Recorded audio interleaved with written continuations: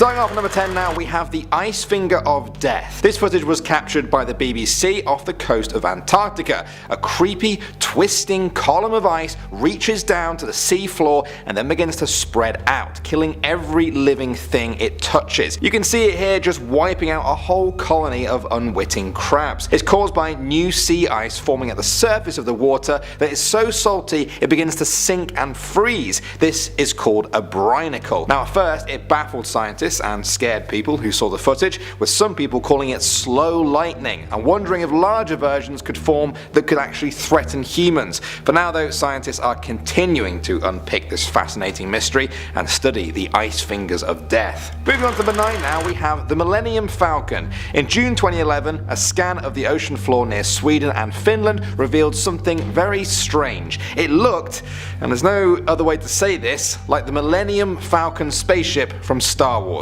Don't believe me? Take a look for yourself. It was found at the bottom of the Baltic Sea and scientists were absolutely baffled. In the absence of any real answers, people just started coming up with their own theories, which ranged from a simple rock formation to a crashed UFO. Eventually a team from Ocean X went down there to investigate. At first they thought it was just a stone cliff, but as they approached it they realized it was more in the shape of a giant mushroom with rounded sides and rugged edges. It had an egg-shaped hole at the top as well as strange circle formations that looked like small fireplaces. They were even covered in something that looked like soot. The team concluded that it must be a natural formation, but they don't understand how it was formed, especially because no volcanic activity has ever been reported in the Baltic Sea. Do any of you have any good theories? Next up at number 8 now, we have the underwater pyramid. A few years ago a huge anomaly was found off the west coast of Mexico. To many people it looked like a pyramid, but deep underwater. Now of course this caused an explosion online among UFO enthusiasts who believed it to be an ancient relic of an alien civilization. It was first spotted by UFO enthusiast Marcelo Iguazusta, who was using Google Earth to search for signs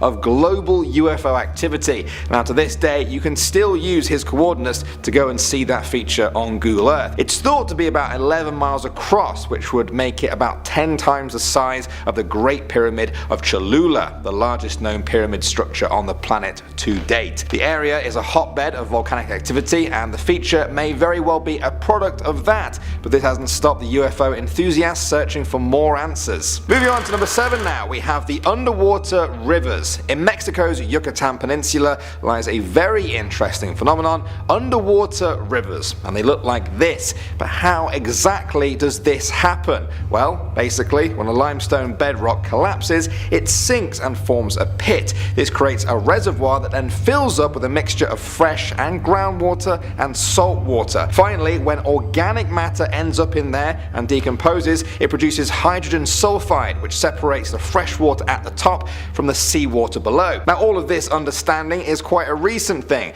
To the first divers that saw this, it simply looked like an underwater river. Next up at number 6 now, we have the Milky Sea. For centuries, sailors who have been out to the most distant parts of the ocean kept reporting a mysterious phenomenon all over the world, the Milky Sea. Miles and miles of pale, milky, glowing water. When they returned, many people didn't believe them or thought they were just mistaken. But in the modern era, sailors are still reporting it. Finally, in 2005, a group of scientists led by Dr. Stephen Miller of the Naval Research Laboratory in Monterey, California, decided to investigate. They studied reported cases and found that on at least one occasion there was a bioluminescent bacteria in the water known as Vibrio harveyi. In order for them to cause the effects that have been described, they would have to congregate in massive numbers, and that is still very much a mystery. There are theories out there, but the Milky Sea story is not over yet. And I think that's really cool. Moving on to number 5 now, we have Pavlopetri.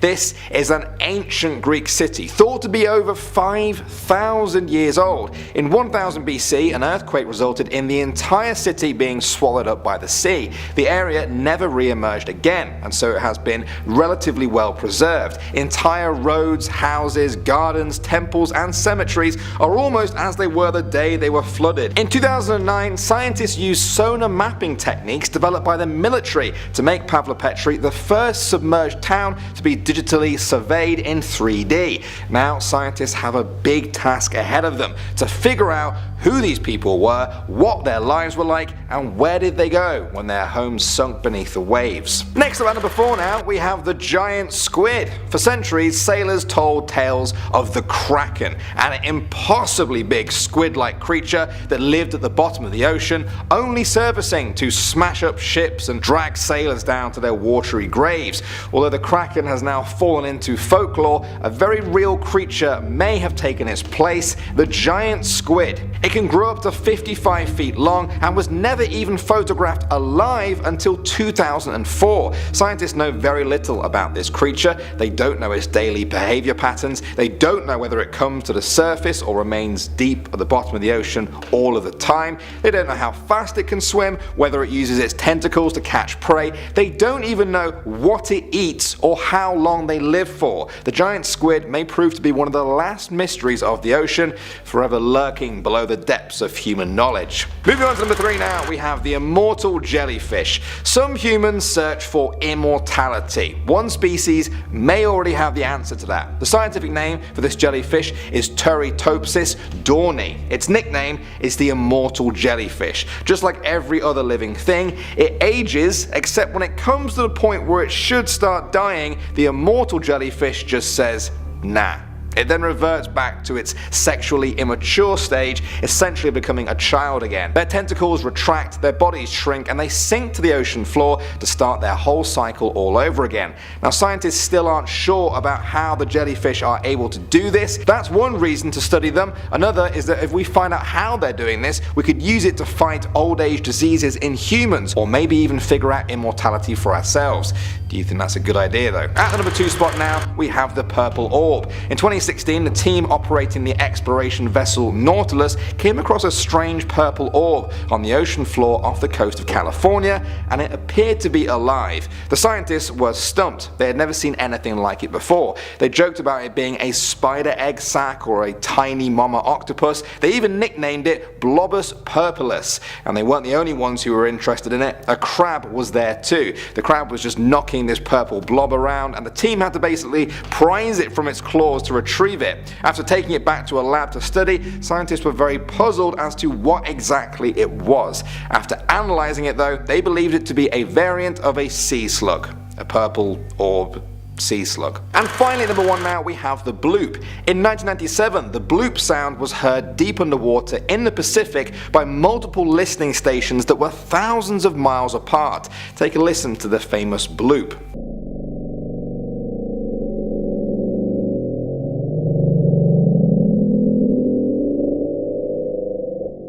What was that? It was a total mystery. What made the bloop sound? Theories started to arise. Many believed that it was made by a massive unknown animal that had been awoken at the bottom of the ocean, but what could make a noise that loud? After studying the noise, NOAA, the research group, had determined that the noise wasn't made by an animal, but rather a natural event instead. They believed that it was the cracking of an ice shelf breaking up in Antarctica that sent sound waves right through the Pacific. Now of course, even to this day, there's a hardcore group of people that still believe the bloop was definitely animal made. Starting off this list at our number 10 spot, we have the RMS Republic. In 1981, researchers were on a dive when they came across the wreck of the RMS Republic. This ship was built in 1903 and it ended up being lost at sea in 1909. Since 1909, there were plenty of rumors that began swirling that said the ship may have been carrying a whole bunch of treasure. Like treasure that could perhaps be worth billions of dollars. One of the rumors was that the ship was carrying US gold coins that would have been worth a minimum of $250,000, but there's an even crazier rumor that the ship was carrying $3 million in coins, as it was supposed to be a loan to Russia. Either way, this treasure has actually never been found, as it certainly wasn't with the ship when the researchers came across it. Do you guys think that there was never any treasure, or do you think that someone else found it first? In our number 9 spot today, we have this ancient battle gear. Before I dive into this one, guys, please don't forget to hit the thumbs up button if you're enjoying the video so far, because it really helps us out. These artifacts were actually found recently after a dive in 2013. Just off the coast of Sicily, archaeologists located what they believe may have been the site of the first naval battle. They found armor, weapons, helmets, and battering rams, and they were even able to date them back to around 2,000 years ago, which is so unbelievable. They believe that these artifacts are the remains of the Battle of the Agadi Islands. This was when the Romans battled against the Carthaginians for over 20 years. It is believed that around 50 ships were sunk in this time, and that is how these remains ended up there for 2 millenniums. I don't know about you guys, but it's honestly crazy to think about that stuff still being around. In our number 8 spot today, we have Dwarka. There was a time when the city of Dwarka was considered to be just a myth, so it came as quite a shock when researchers found the lost city 120 feet under the water. Testing done on the city remains has dated them back to 9,500 years ago, which could possibly place it even before the start of Egyptian and Chinese civilizations. This lost city consisted of 6 sectors that were each divided into residential and commercial areas. Apparently, the Great Flood that happened 9,000 years ago is the cause for the city to end up submerged in the ocean. It's crazy that we can look back 9,000 years ago and know things like that. The name Dwarka translates from Sanskrit to mean gateway to heaven. With the city, researchers also found construction material, pottery, beads, sculptures, and even human bones and teeth. This city had many royal palaces that were all made with crystal and silver and had emeralds as decorations. In our number 7 spot today, we have ancient medicine. Just off the coast of Tuscany, in 2013, researchers found the Relito del Pizzino, which was a shipping vessel that they were able to date back 2,000 years ago. Among the remains of the ship, they found some items that would help give them insights into what life was like for ancient Romans, and one of the most interesting items was ancient medicinal pills. Researchers believe that these pills were used as an eye medication. They contained zinc compounds, starch, iron oxide, beeswax, and some plant-based materials.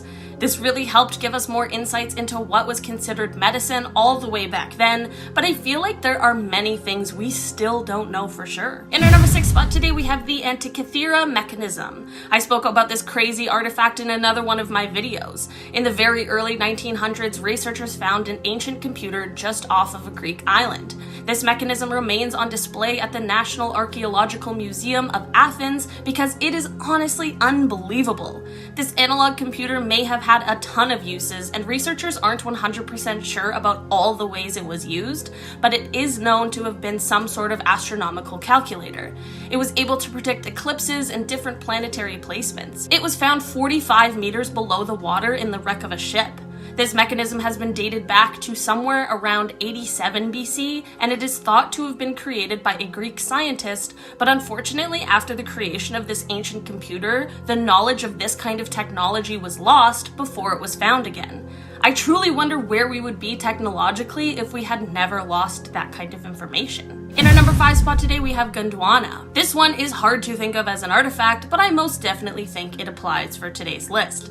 In 2011, National Geographic published an article where they said that pieces of Gondwana may have been discovered deep in the Indian Ocean. Gondwana is the ancient continent that used to exist when Australia, India, and Antarctica were all one landmass. Apparently, they found the presence of granite and sandstone, which is unusual to find on the seabed and is much more common to continents. There isn't a ton that is known about these microcontinents, but it truly is very mysterious and very fascinating. Since these pieces were from a time when dinosaurs still roamed the earth, they have even found fossils. In our number 4 spot today, we have these Stone Age artifacts. Swedish divers found artifacts that they believe may have been the remnants of Swedish people all the way back from the Stone Age. These artifacts were found in the Baltic Sea and are believed to be 11,000 years old. They were found 16 meters below the water, and their findings consisted of animal horns, flint tools, wood, and ropes. It's crazy that researchers have the ability to date these kinds of things as far back as they have with these ones. Apparently, they were also pretty well preserved when found, which is a whole other mystery to me. It may seem like a small find, but every artifact can help give us insight to what life on Earth was like all those years ago. In our number 3 spot today, we have the Bronze Age sewn boat. 2014 saw quite an interesting archaeological discovery when the researcher Gilia Boeto revealed that they had discovered a Bronze Age sewn boat. This boat was found in a cove in Croatia and has been dated to have been wrecked in 1200 BC, which is unbelievable. The boat is made out of wood that is sewn together by ropes, roots, and willow branches. It is 7 meters long and 2.5 meters high, and considering the fact that it is 3,200 years old, it certainly has held up remarkably. This boat has given us at least a small glimpse into how boats were made all the way back then. Sometimes I hear about things that really leave me in awe of the things that have gone on our Earth. It's so unbelievably cool to think about. In our number 2 spot today, we have the Yonaguni Monument. Who would have thought that hammerhead sharks could lead to the discovery of an ancient artifact? Well, not exactly, but in the sea just off of Yonaguni in Japan, there is a diving location that has a high population of hammerhead sharks, making it a large and popular attraction. In 1986, a diver in the area noticed some formation on the seabed that resembled a structure of some sort. This led to a team of scientists going on a dive to gather more information, and this is when the Yonaguni Monument was officially discovered. The monument is made out of sandstone and mudstone, but here's the mysterious thing. Scientists can't agree on its origins. There are some who believe that this is a natural formation, but there are some who swear that it is man-made. There are pretty reasonable arguments for both sides, and considering the fact that this thing is at least 10,000 years old, I guess it's fair to say that we may not have all the answers. In our number 1 spot today, we have Stardust. You guys, I truly don't even know what to make of this one. So apparently, 2.7 million years ago, a star exploded, and German researchers have now been able to locate pieces of it while they were drilling in the Pacific Ocean. I can't even believe that is a sentence that is true. This star was a Type 2 supernova, which means that the star had to have at least 8 times the mass of the Sun, and it also ejects iron-60 during the explosion. Somehow the star fragments ended up in the Pacific Ocean to be discovered in the remains of magnetic bacteria that were feasting on the iron from the star. Scientists believe it happened all that time ago because apparently iron-60 is way too young for Earth, whatever that means. Science is so crazy sometimes, you guys. Starting us off in at number 10, let's talk about the ancient computer.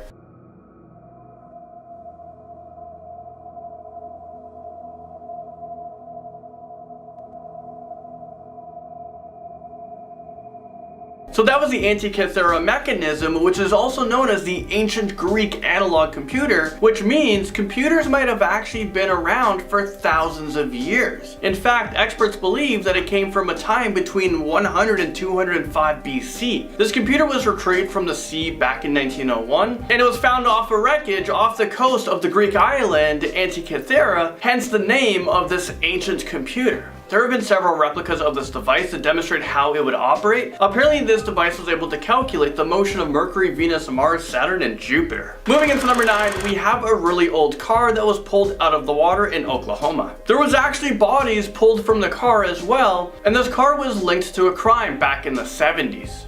It's consistent with a car accident. Back in 1971, 2 South Dakota girls were on their way back to an end of school party, and this party took place in a gravel pit. And this is when they went missing, and it wasn't until 2013 that this missing case was finally solved. Well, guess what? This story doesn't stop there. There's actually a second car, and there was another disappearance of a man in his 60s. I mean, this guy went missing without a trace. There was a body also found in a car. I mean, is this real life right now? What the heck is going on? How can 2 cars just disappear into a body of water and it's just deemed an accident? Maybe there is more going on with this case. I would have so many more questions. Something amazing is up next at number 8. Have you guys ever heard of an underwater river? Okay, good. Me neither. I don't know what the heck this is. Well, let's take a look. It's literally a river that flows underwater. Well, at least that's what it looks like.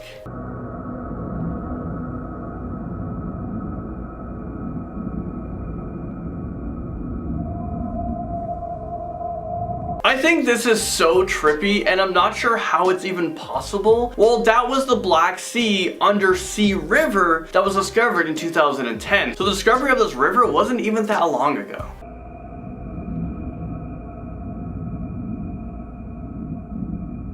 This river is the first of its kind in the world. The depiction of God found underwater is up next at number 7. Now this one is very interesting. The god Hapi, which is also known as the Nile god, is the god of the annual flooding of the Nile in the ancient Egyptian religion, but this figure was found underwater off the coast of Egypt, which just gives me more questions. This statue was found in the newly discovered ancient city Heraklion, also known by its Egyptian name Atlantis. Divers were able to dive down to retrieve the 16-foot statue. Next up, number 6, we have the world's richest man on this list, and no, it's not because he was found at the bottom of the ocean. I don't think someone swam down there and that's how Jeff Bezos was born. He's a robot. That's him and water just don't mix. Amazon's founder Jeff Bezos, aka the world's richest man, spent money to recover the Apollo 11 F1 rocket engines. Well, he was able to recover the Apollo 11 mission rocket that was launched back in 1969. I was sitting in my living room one day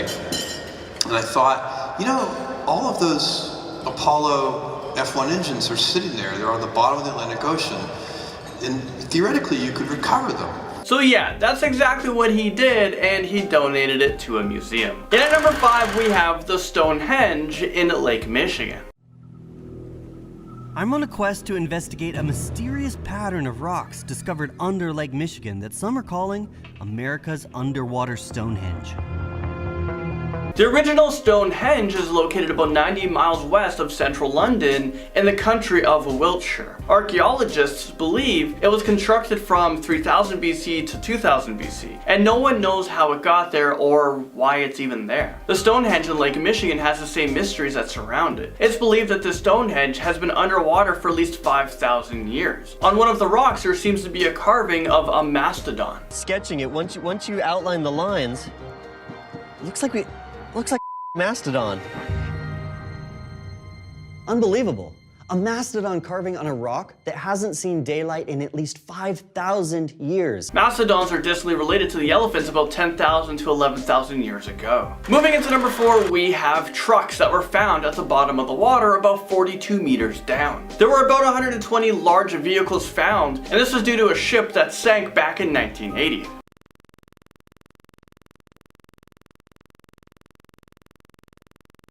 The ferry that sank was actually quite large. Here's a picture of it. The name of the ship is Zenobia and is from Sweden, and it capsized in the Mediterranean Sea. It has now become one of the best diving sites in the world. Next up, number 3, I have to talk about the Titanic that is sitting currently at the bottom of the North Atlantic Ocean.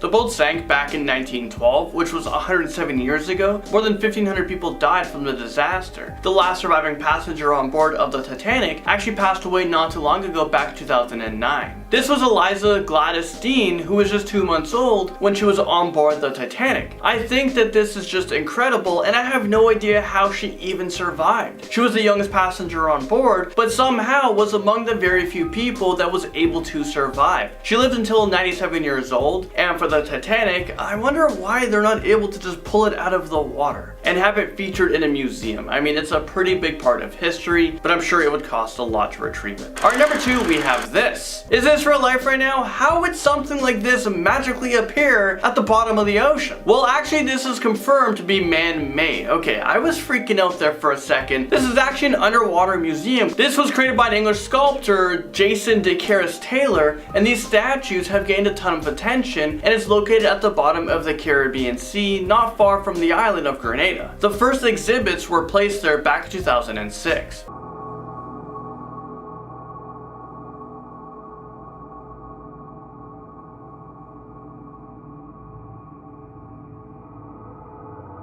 I don't know why, but I think it's very creepy. It's cool, but it still creeps me out. Finally, number 1, we have the Sunken Pyramid. This is the Yonaguni Monument, also known as the Yonaguni Submarine Topography, which is located in Japan. This underwater pyramid was discovered back in 1986 when divers went there looking for hammerhead sharks. This area was known for large populations of hammerhead sharks. There's a ton of speculations that surround this underwater findings. People believe that it could be a lost city, a lost civilization perhaps. Maybe this was man-built thousands of years ago, and it can possibly also be naturally made.